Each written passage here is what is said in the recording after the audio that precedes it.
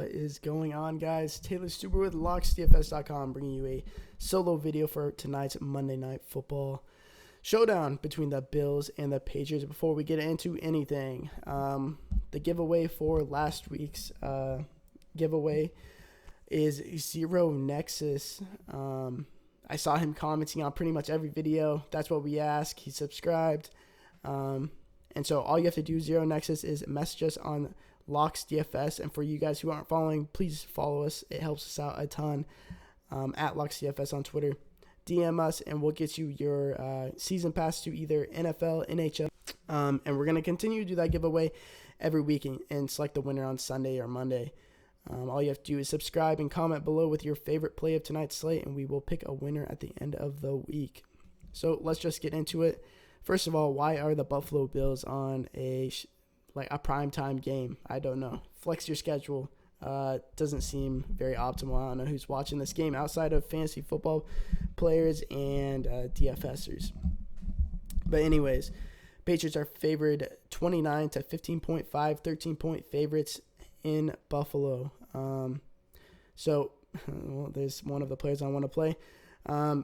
First of all, when there's big favorites like this and a team with a lot of pieces, I just want to play all the pieces, as many pieces as I can from that favorite, specifically the quarterback and the running back. Sony Michel is out this week. He would be one of my favorite plays, just because I think they're going to be leading the entire game, and they want their plan this year is to run the ball and waste clock. But without Michel this week, it's down to James White and Kenyon Barner. I think a lot of people are going to make a mistake and play Kenyon Barner.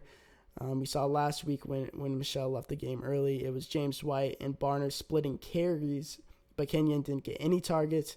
They're going to leave that for James White. That's his specialty. But if they're splitting carries and Kenyon Barner, I think you can project him from 8 to 10 carries. He's never been an efficient back in his career. I think they're still going to leave the goal line stuff to James White. And without him getting any catches, his stat lines, I wouldn't be surprised if it was like 10 for like 35 yards or something. And at that price, at 5.6K, it's not really worth it at all. You're expecting him to break a carry for a touchdown to really pay off that salary. But anyways, if I want to fit in all those pieces, what I've been doing in the previous weeks, and it has been working out, is playing a kicker in the captain spot. Optimally the favorite kicker, which is Gostkowski this week. I think you can safely project him for 9 to 10 points, if not more. And in the captain spot, that makes it 15, 16 points, which is more than enough, especially if you can fit in the obvious plays like Tom Brady and James White. There's not much to say about Tom Brady and James White. I think that's the end. You're likely to have a piece of every touchdown if you have these two guys in your lineup.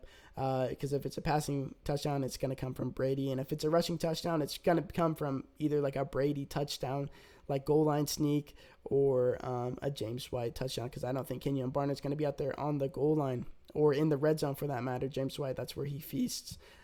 Surprisingly high touchdown equity. I think where you're going to have to make calls today is in the value range and then deciding between Edelman, Gordon, and Gronkowski. If we go over here to air yards, the past 3 weeks, James White obviously leads the team with a 24% target share. But I think people are going to go Edelman this game, and while I do like Edelman, I like Edelman more than Gronk for what it's worth. I think Josh Gordon is kind of underrated tonight. I feel like closer we get to lock, more people are going to get onto Josh Gordon, just because he has kind of a poor matchup, even though in the past number one wide receivers have performed well. So you're used to Julian Edelman being a low ADOT, high usage kind of guy, high target share kind of guy.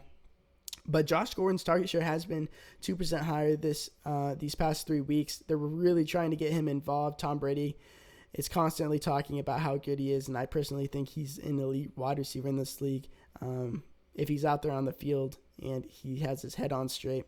But the difference between Edelman and Gordon is Gordon's a deep threat, 11.6 ADOT compared to Julian Edelman's 8.1. I just think that he's considerably cheaper over here on DraftKings at 8.6K compared to Edelman's 9.6K. I don't know why you would spend the extra 1,000. I think you either play Josh Gordon and Edelman, or you just play Josh Gordon over Edelman. The upside's there, and honestly, the floor is higher for a guy like Josh Gordon than Edelman. These past 3 weeks, Josh Gordon's more likely to score a touchdown. Like I said, A-Dot's higher, so the big playability is like definitely way higher. And there's no reason for me to go to Edelman over Gordon. So in order to get another one of these pieces, either Gronkowski or Edelman, you're going to have to go dumpster diving. And usually I would go for the other kicker, but I think they're going to be down by so much this week that in the second half they're going to be down by 3 touchdowns, 17, 20, 21 points plus.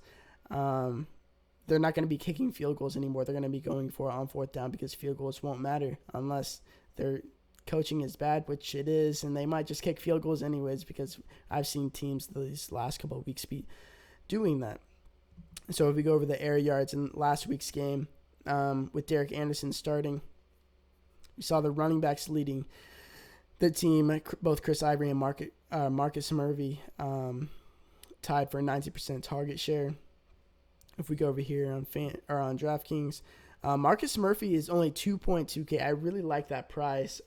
Since they're going to be down the entire game, I think they're kind of going to save Chris Ivory a bit and deploy Marcus Murphy in these passing down situations, which should be almost it's going to start early. I think they're going to try to run the ball and keep the Patriots offense off the field, but it's quickly going to turn against them, and they're going to have to be passing the entire time. And I like the savings for Chris Ivory, or for Marcus Murphy compared to Chris Ivory at 6.2K. I'm not paying that. He does have higher touchdown equity, but I expect him to be down big in this game. And if you plug in a guy like Marcus Murphy, you can fit in Julian Edelman, and you can fit in all the top options for the Patriots. I like that. If you're going for a bit more high upside, you could go to a guy like Kelvin Benjamin, who was tied for third with a 16% target share, but his A-Dot was considerably higher than Zay Jones and Charles Clay at 16.2. He does have some chemistry with Derek Anderson going back to the Carolina days, but Kelvin Benjamin, he's not a good receiver by any means. I would argue Zay Jones is even better than him. He's not good, but with the A-Dot being longer, like he could score a long touchdown. I think the GPP route you could go, because these guys are locks for me, in my opinion. That like this core right here, and if you played if you play Kelvin Benjamin and Gronkowski, and we know Gronkowski in the past, he's a Buffalo native, always destroys the Bills. This year has been weird. He's been banged up all year, and they've been using him as a blocker most of the time. And now with Josh Gordon there, I think they might continue to use him as a blocker.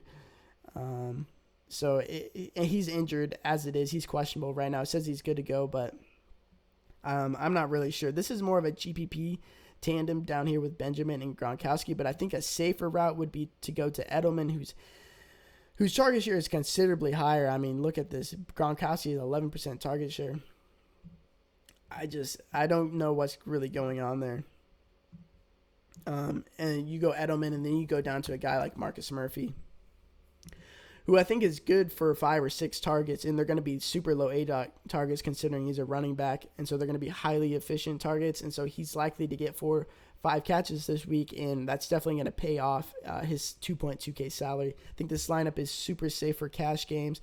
Edelman, so like I said, the top 4 are a core for me. Edelman, Murphy, and cash, and then Gronkowski, Kelvin Benjamin in GPPs. I think that's a good route to go this week. That's personally what I'm probably going to be running for Locks DFS this week. So yeah, good luck tonight.